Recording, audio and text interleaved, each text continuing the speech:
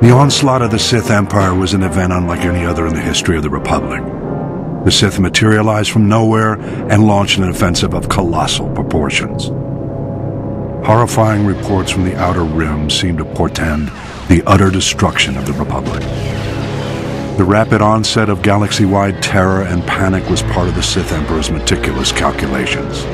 His plan was flawless. Sith battlecruisers first appeared on the fringes of the Tingle Arm. Unaware of the ship's origins, we dispatched a diplomatic convoy with a small starfighter escort. The Emperor wanted us to witness the full might of his forces before he attacked. The diplomats had just enough time to transmit images back. Then they were annihilated. Immediately thereafter, the Sith began a full assault on the Republic allies in the Aparo sector, which fell before the Republic fleet even arrived. Then our allies turned on us.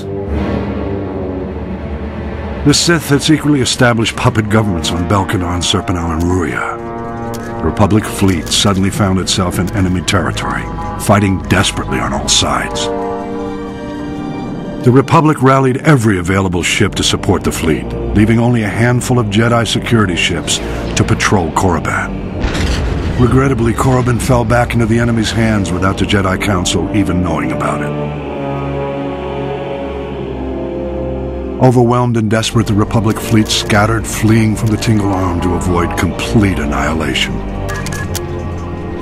Elsewhere in the Outer Rim, the Sith staged more targeted strikes, destroying our shipyards in the Sluy sector, blockading the Rimma trade route, and seizing control of the rich resources of the Minos cluster. Confused and in complete disarray, Republic forces were unable to respond. Republic leaders and members of the Jedi Council arranged an emergency meeting in the Senate to prioritize the galaxy's defense. But the session quickly became mired in politics. Irate senators stormed out in protest over decisions which left their representative sectors exposed to attack. Many of the Republic's diplomatic allies refused military support for the greater cause. It was every system for itself. This was perhaps the greatest genius of the Emperor's plot. He had turned the Republic against itself.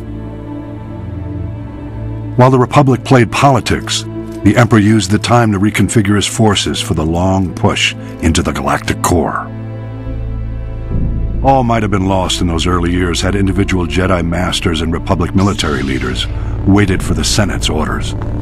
By taking matters into their own hands, they managed to slow the Empire's advances. The attack of the Sith Empire was the most well-orchestrated and carefully coordinated military maneuver in the galaxy's history. Indications suggest the operation took centuries of planning and preparation. I'll elaborate in my next report.